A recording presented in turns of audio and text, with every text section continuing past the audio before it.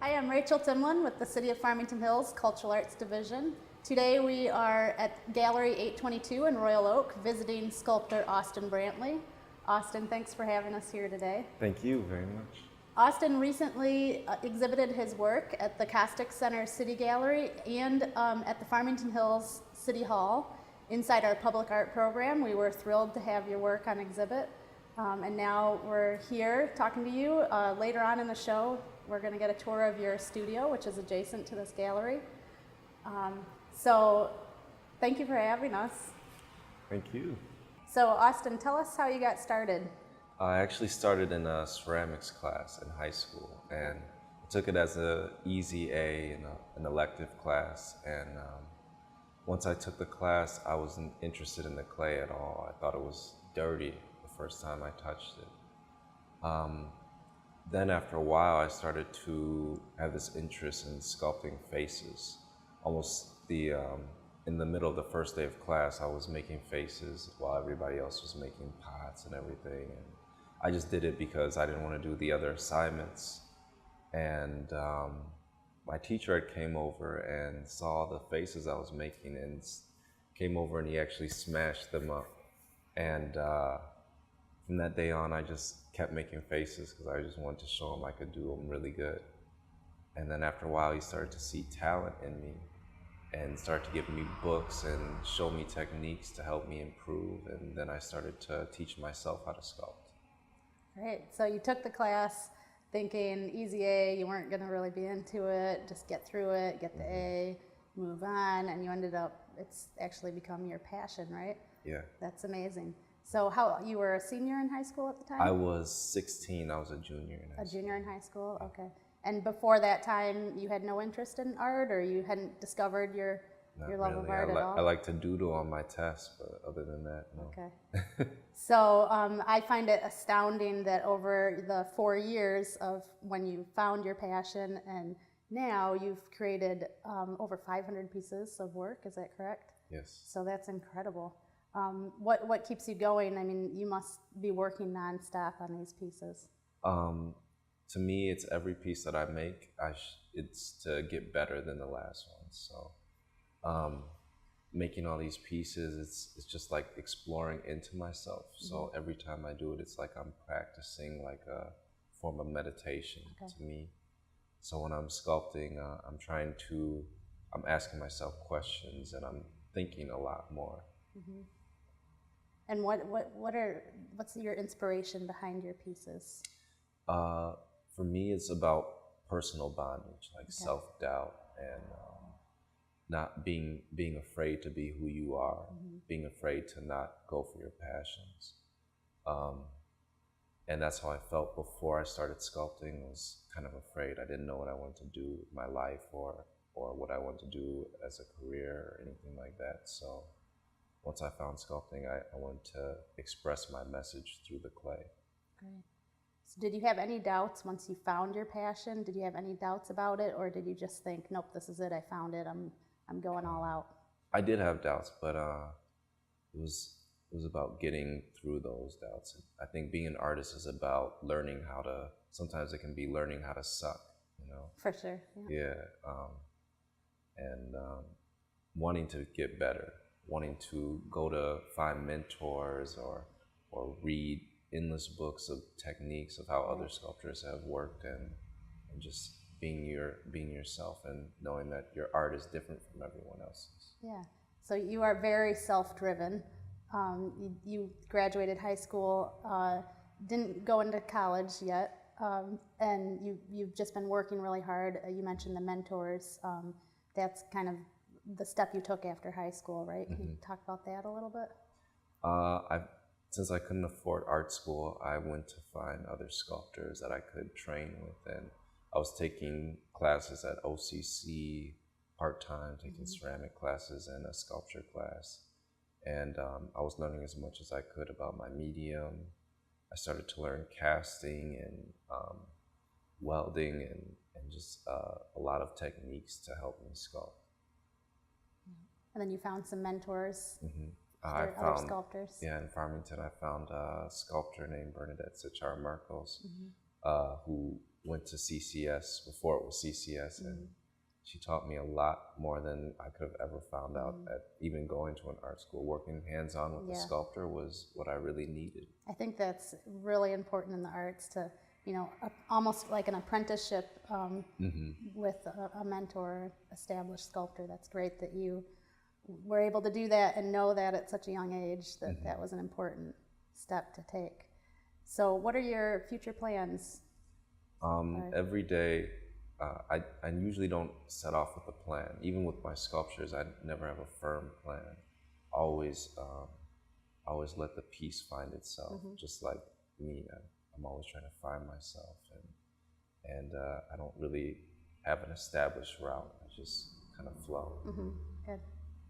Any plans to travel or I study? want to go to Florence, Okay. in Italy, to the Nice. Florence Academy of Art. I was accepted there, and I'm still Great. trying to raise up funds to go there. Great.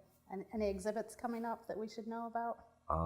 At the Charles H. Wright Museum. Nice. Hopefully in October, I will be working with the breast cancer awareness, and we will be doing actually casts of women who've had mastectomies and lumpectomies, and we'll be casting their breast or where their scars are to show people the impact of what this disease does to people. Yeah. Wow. How did you get into that?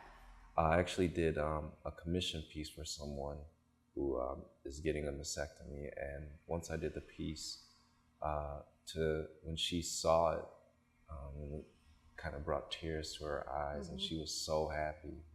I wanted to it was like she was focused on life, and that's what I think a lot of people should do, even when they don't have breast cancer. And like she was so happy, even though she has this terrible disease, she's always focused on living. Right. And we want to get that message out to a lot more people. That's wonderful. I like to put a lot of emotions into my work. I think art, the strongest artwork makes you feel something. So in all my figures, most of them have their eyes closed because I want people to like feel that kind of. Because it's like, I don't know, to me, people have their eyes closed their whole life because people aren't always focused on living as much. Right. So this breast cancer awareness art that I'm doing, it's about focusing on life. That's what I feel like my artwork is about, is focusing on life.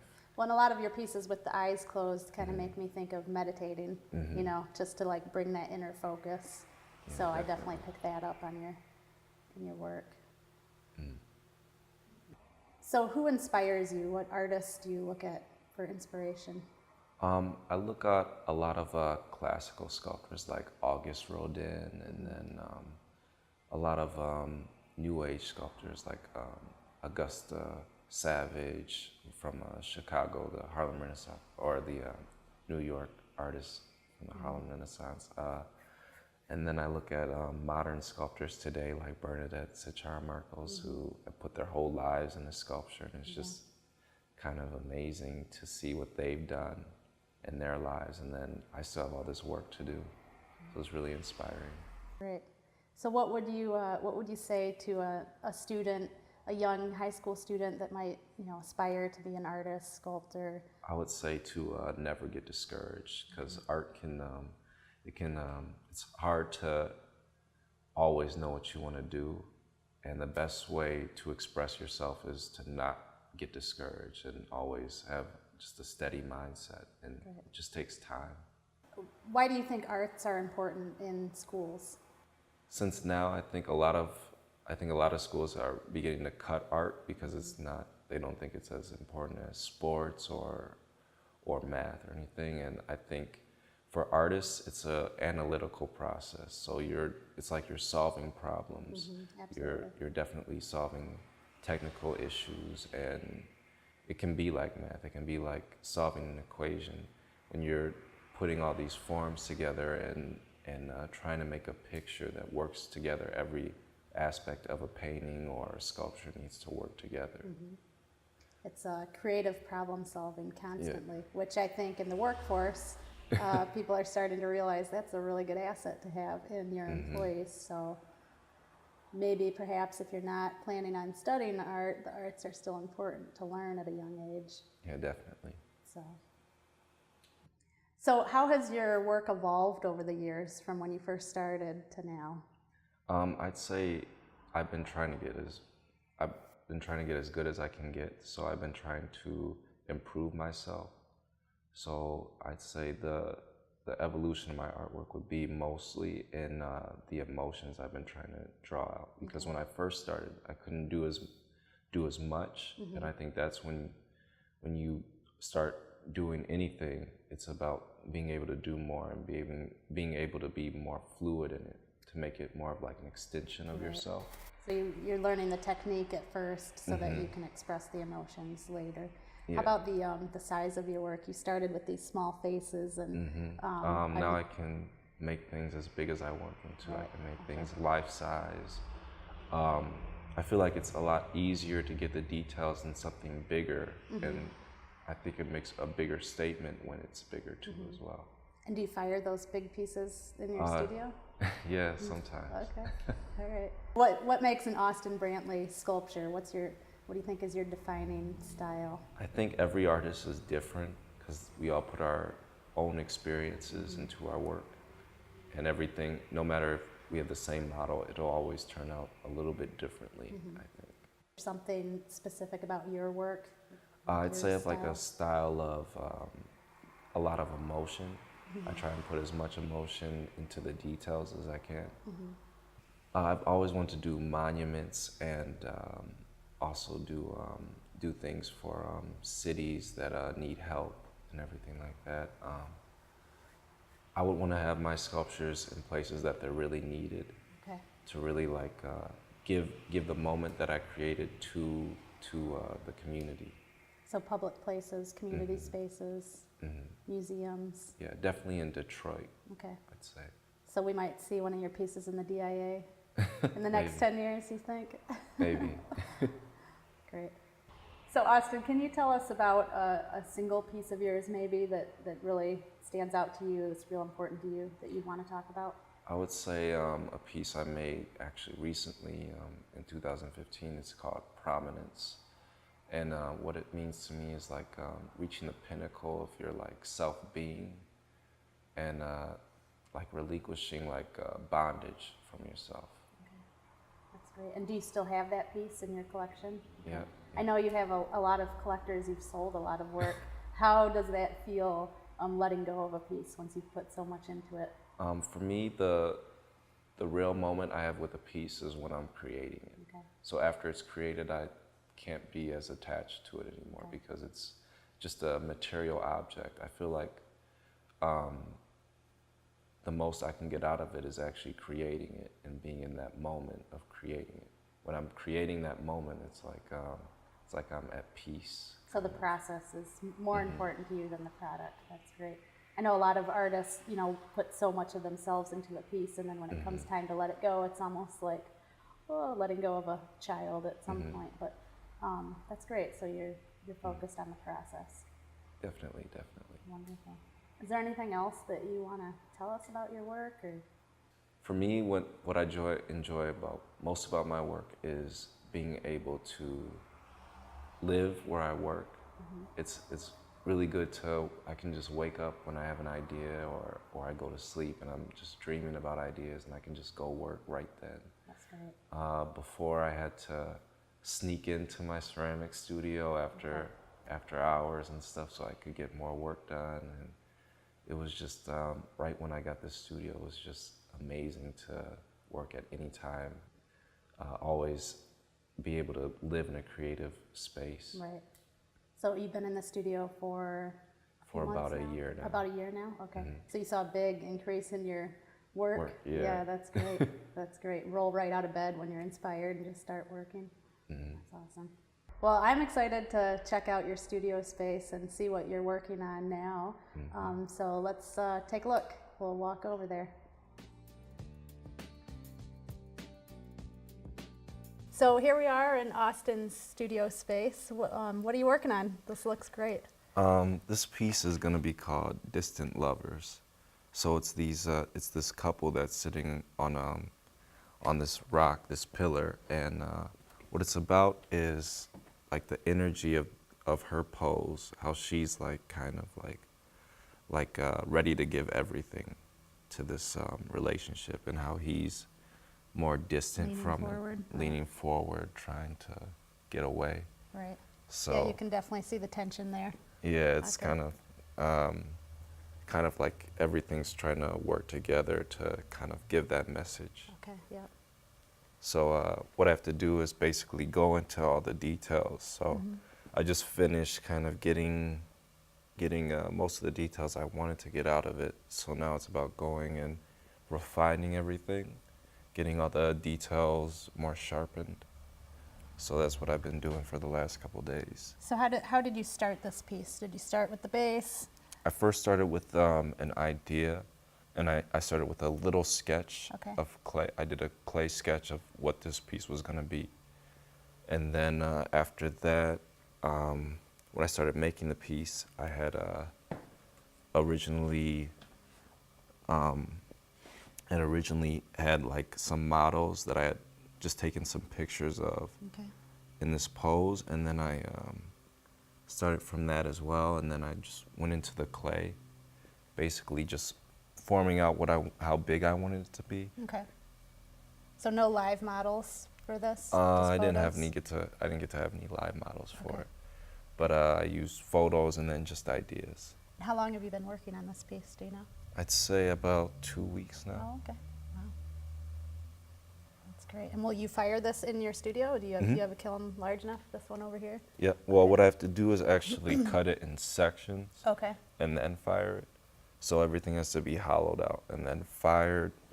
So it's like, it's kind of like dividing everything into sections Right. before I fire it. Then I put it back together with an adhesive and plaster. Okay. And then you glaze it after that? hmm All right. Well, this is kind of a commission piece because before I had the idea for it, I was given a gallery that I'm going to have some work for, and it's actually, I think it's in Farmington or West Bloomfield. It's called the Art Leaders Gallery, and they wanted they're looking at my work and they were wondering if I could do any more romantic pieces or things having to do with more couples. They say that they could sell it easier, so they gave me some ideas, and then I'm just kind of putting my own spin on it. So I'll give them the piece, and then if they like it enough, I can take they'll cover the bronze for it, so I can actually take a rubber mold from it and then put it in bronze. I'm always working on at least 10 pieces at a time, sometimes more, and it just depends on how inspired I am to finish the piece or my idea with the piece. Because I don't go as fast as I can. I try and take my time. So how do you know when a piece is complete? It's like I feel like it's like writing music when there's a climax and there just doesn't need to be anything else, so you don't overwork it. I feel like that's the same way. Okay. Do you have a preference for sculpting with a photo or a live model, or? Definitely from life, because Life. sculpting from life is you can see all the forms, so you have like an immediate. You can fix what mistakes you make, and it's a lot better to see like a living human being than just a photo.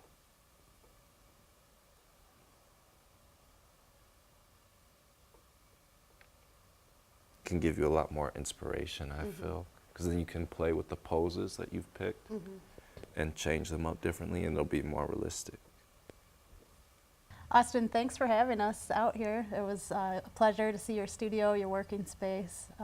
Great, always great to see you. How can our viewers find out more information about you and your work? You can visit AustenBrantleySculpture.com or Austen Brantley Studios on Facebook, or you can contact me via email austenbrantley@gmail.com. This has been a Cultural Connection show. Thank you for watching.